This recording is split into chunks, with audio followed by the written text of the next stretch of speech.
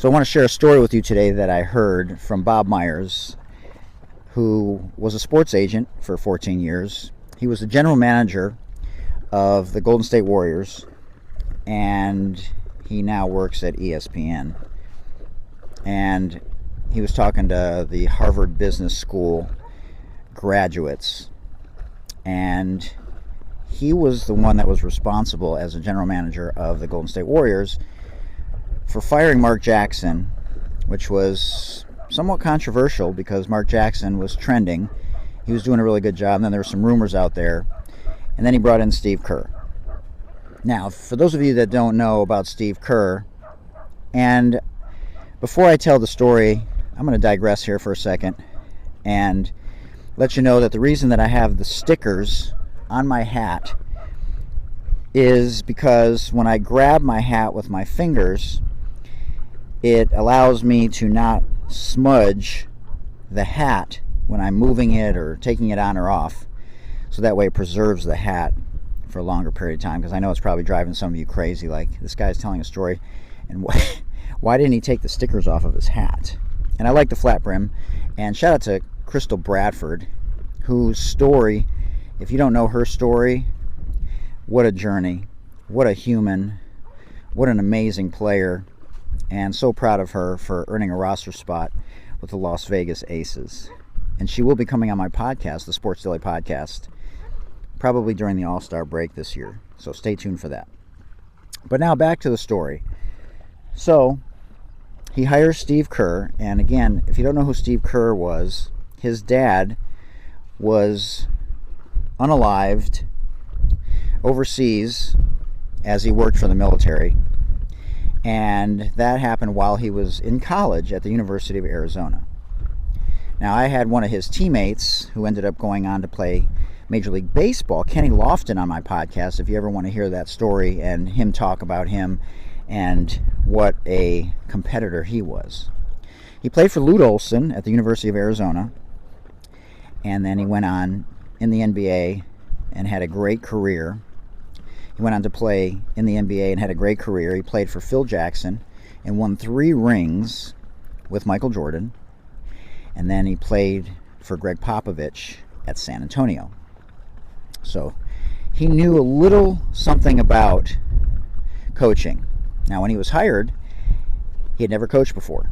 He had no coaching experience. Now, I'm telling this story the way that Bob Meyers told the story. And it was so inspiring to me today. And he named his speech The Tortoise. Now, we all know about the tortoise and the hare and the lesson that that story teaches a lot of us, especially those of us in the old days who used to grind and approach life in a much different way than we do now. And part of his point was about how we want things instantly. And there's so many lessons to be learned from waiting and being patient.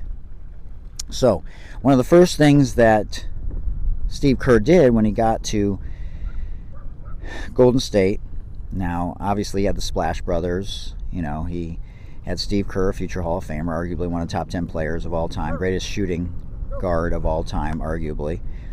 Greatest shooter, anyways. Obviously, not better than Michael Jordan.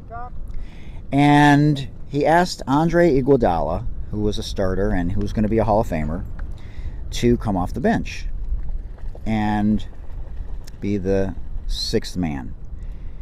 And one of the things that he shared was, can you imagine being in an office and you're a vice president of your business, and somebody comes in and says, look, I know you got a corner office, I know you got a great view of New York City, or Oakland in this case, but we have somebody that we think would be a better starter, and we think that you would be better coming off the bench.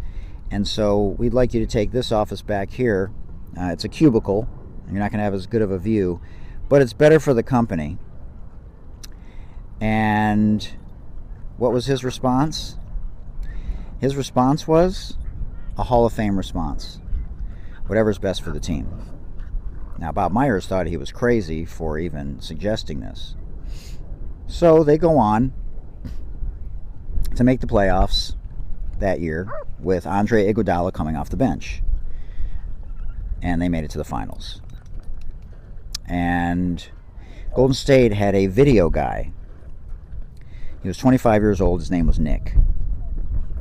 And Nick had suggested to Coach Kerr, and that just tells you what kind of relationship Coach Kerr had with everybody, to the fact that he felt comfortable enough sharing the video guy, that is Nick, his opinion and his suggestion for Game 1.